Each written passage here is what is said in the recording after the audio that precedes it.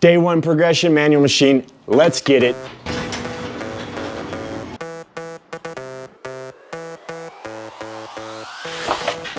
But before we do that, let's talk about what a manual actually is. A mountain bike manual is when you pick your front or your rear tire, if you're that talented, up off the ground and hold it there for an extended period of time without pedaling like you would in a wheelie. And ever since I watched my first Jeff Kindleweed video of that guy just manualing through the woods like a pro, I have been obsessed with learning how to manual. But even after watching multiple YouTube videos like we all do on how to manual, I still suck at manualing. So I did what any reasonable mountain biker would do. I spent over $200 on a manual machine that I could have built with 2x4s for 30 bucks.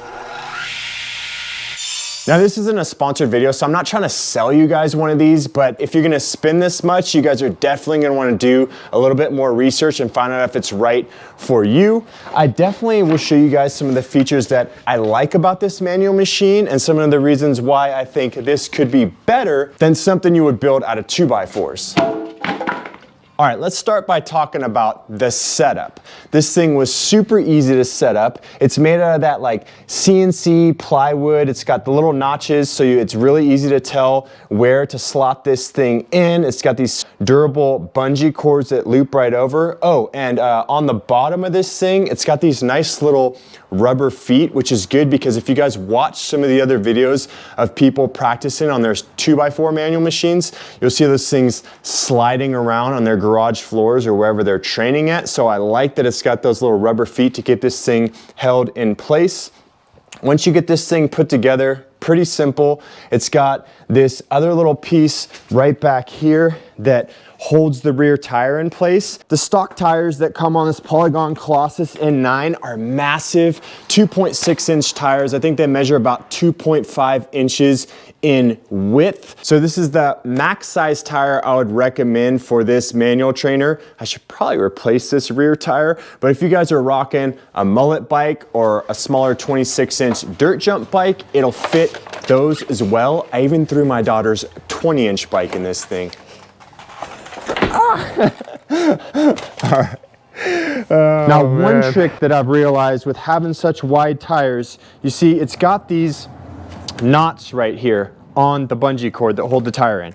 And because this tire is so wide, you can see that knot kind of holds it in, but if you stretch it all the way to this furthest knot, that's what really gets you locked in and ready to ride.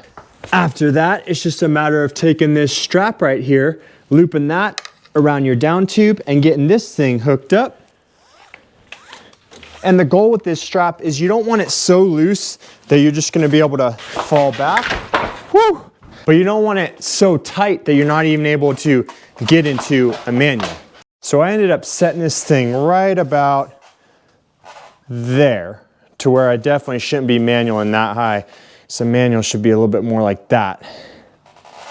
All right, but before using this thing, I thought it'd be important to get out on the street and try a couple manuals just to see where my skill level was at, give me kind of a baseline so I could really see if one day of practice on this thing would help me progress at all in learning how to manual like a pro.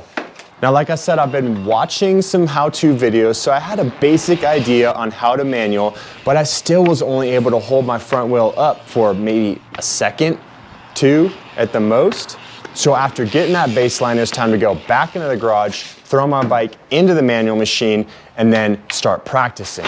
Now, initially I was doing this with my chain on, and then I remembered one of the YouTube videos I watched recently where they were talking about using a manual trainer like this and that you should take your chain off. So I went ahead, dropped my chain, and that definitely, I would say, is like a key to using these things. Definitely take your chain off because I could feel the difference. It was a lot harder to balance. All right, definitely takes a lot more balance with that chain off. But eventually I got the hang of it and I was starting to be able to feel that balance point, because that's what you're looking for, and that's why these manual machines are so critical. It's going to give you a safe way to be able to practice bringing that front tire up and finding that balance point, that point to where your front tire is up enough and your weight is far enough back to where you're just balancing right there and able to hold that front wheel up. Now, I definitely had to remind myself on some of those how-to videos when it was talking about dropping your heels, making sure those arms were extended out and not pulling the bars up, rather just leaning your weight back. All right, heels down, arms straight, down and back. All right. I will tell you, one of the things I like about this manual trainer versus a 2x4 manual trainer is the bike actually, it takes a lot more to balance. You can move it like back and forth. And that's one of the things, you know, that people talk about on those 2x4 manual trainers, because it locks your back tire in so much. You only get that up-down practice. You don't get the practice of the lean, which is what you're gonna feel when you're out on the road. I guess I should get my helmet on. Be a good example for the kids.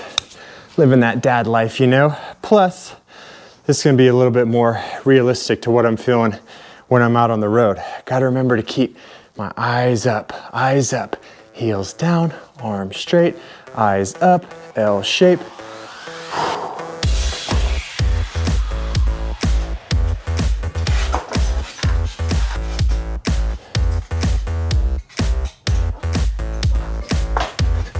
So after practicing on the manual machine a little bit, it was time to get back out on the streets, and I spent maybe 15 minutes, 20 minutes practicing manuals on this thing. Back out on the streets after that, practicing some manuals again out there to see if this thing made a difference. And immediately I started to see a difference. I was able to hold my manuals just a little bit longer. I had a lot more confidence throwing my weight back. Now, it definitely wasn't making me a manual pro, but I was able to see those small gains, and that's where these manual machines really start to shine. Baby steps, small little bits of progression. Because I honestly don't think you need one of these to learn how to manual, but what it's gonna give you is those extra reps, that extra time to be able to practice. I have this thing right here in my garage, ready for me to use whenever I want, so I can just come out here. You know, life gets busy. I work full time. I have 4 kids. I don't always have time to get out and ride my bike as much as I would like. So now I can just hop out here in the garage, keep practicing my manuals, and this was just day 1 of progression. And who knows, one day, maybe I'll be manualing just like this guy.